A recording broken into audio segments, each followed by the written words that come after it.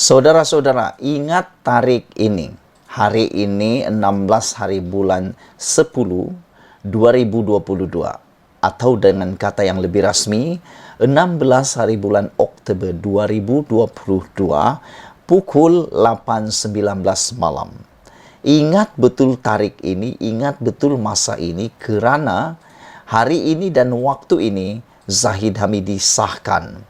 Beliau tak mahu jadi Perdana Menteri. Ingat betul-betul. Ingat supaya kalau tiba-tiba nanti Zahid Hamidi menuntut atau dicalonkan atau tiba-tibalah jadi Perdana Menteri, kita boleh nyatakan dia sudah berbohong. Kerana hari ini, tepat waktu ini, 8.19 malam, 16 Oktober 2022, Zahid Hamidi mengesahkan beliau tak mahu jadi Perdana Menteri. Jadi kalau tiba-tiba ada orang gatal hati, nak berkuasa, nak jadi Perdana Menteri, bolehlah kita kata dia adalah penipu.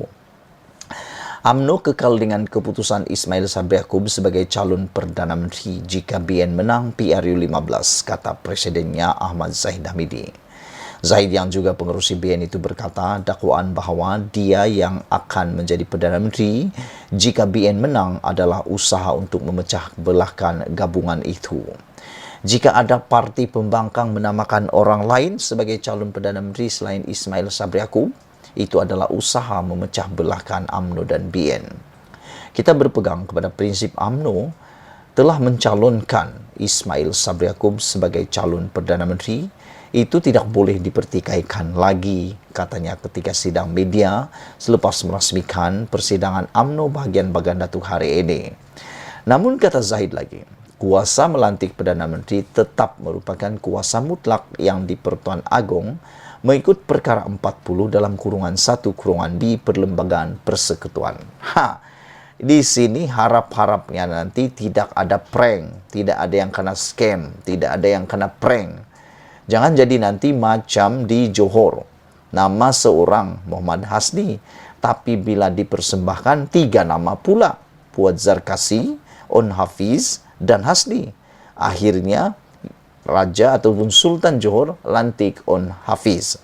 Jangan nanti pula tiba-tiba dalam PRU nanti kalau ditakdirkan BN pula menang, digunalah pula kuasa mutlak yang di Pertuan Agong ini untuk melantik selain daripada Ismail Sabri Yaakob kerana ada 3 pula nama yang dicalonkan menjadi Perdana Menteri.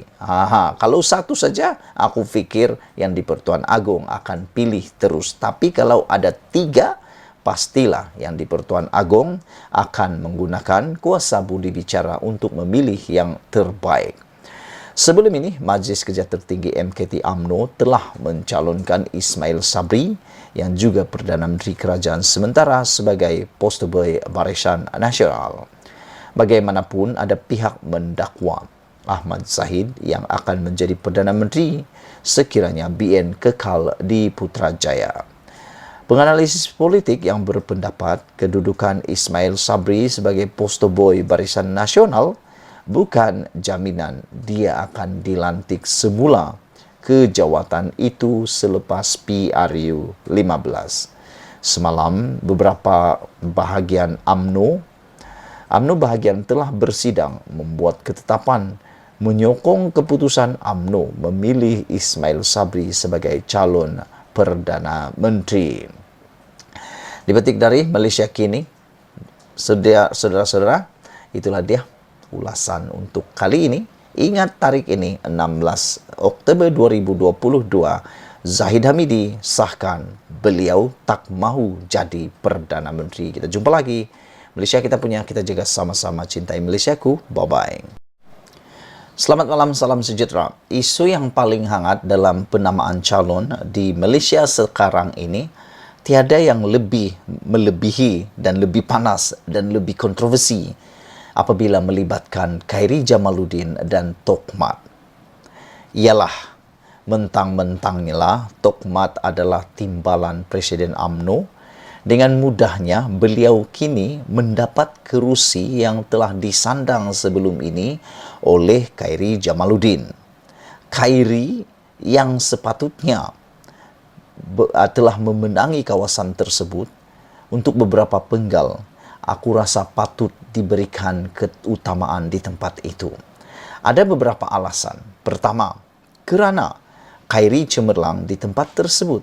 Tidak ada masalah Khairi di kawasan tersebut. Bahkan, ketua-ketua UMNO ataupun akar umbi UMNO di kawasan Rembau masih lagi menyokong Khairi Jamaluddin sebagai ahli parlimen di sana. Kedua, sebagai timbalan Presiden UMNO, sepatutnya Tokmat tidak harus takut untuk bertanding di mana-mana kawasan. Ialah, kita pun tahu dengan kuasa, dengan kekuatan, dengan jawatan, Tokmat itu pasti auranya menang di mana-mana. Kenapa nak memilih Rembau yang telah dimenangi oleh Khairi Jamaluddin? Aku nasihatkan dan aku rasa lebih baik Tokmat bertanding di kawasan lain yang mana boleh dimenangi atau BN telah kalah sebelum ini supaya bilangan kerusi boleh ditambah. Kenapa Tokmat memilih kawasan yang memang selesa? Adakah Tokmat takut untuk kalah?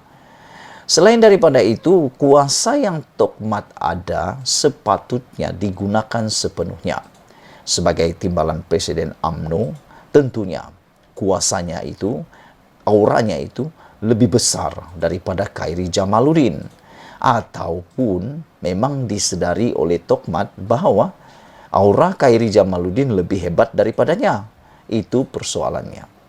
Aku fikir Tokmat sepatutnya mencari tempat baru yang mana sesuai dengan jawatannya. Sekarang ini yang menjadi kontroversi ialah di manakah Khairi Jamaluddin akan bertanding.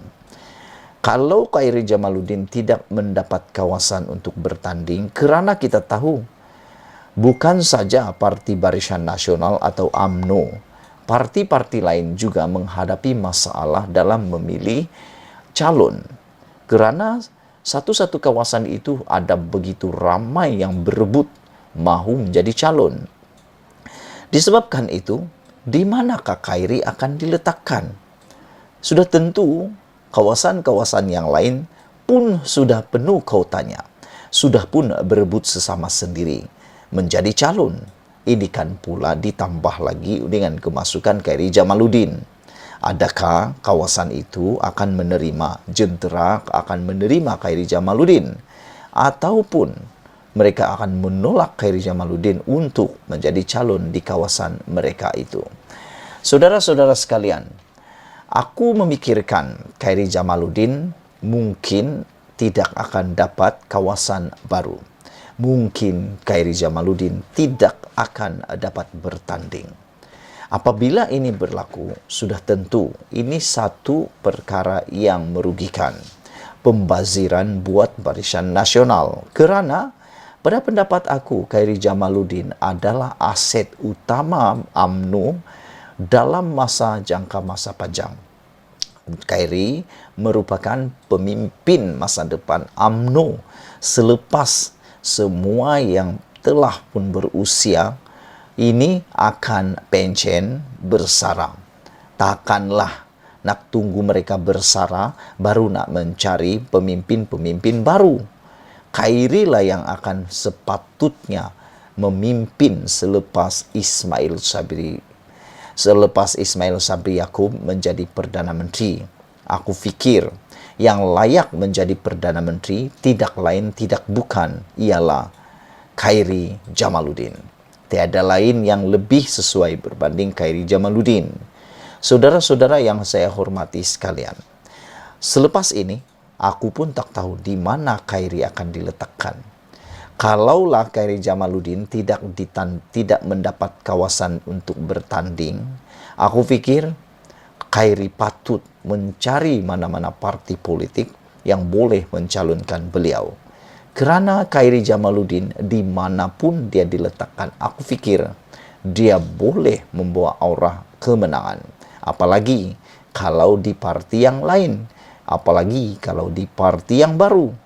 Pasti ini akan menjadi tonik baru kepada mana-mana parti politik. Semua ini datang daripada kejayaan Khairi Jamaluddin memacu Malaysia menghadapi COVID-19 dengan begitu jayanya. Berbanding dengan Dr. Adam Baba, Khairi jauh lebih berjaya. Khairi lebih jauh berjaya menangani COVID-19 sehingga membuat Malaysia berjaya dalam banyak perkara, termasuk paling berjaya ialah dalam kempen imunisasi suntikan vaksin COVID-19.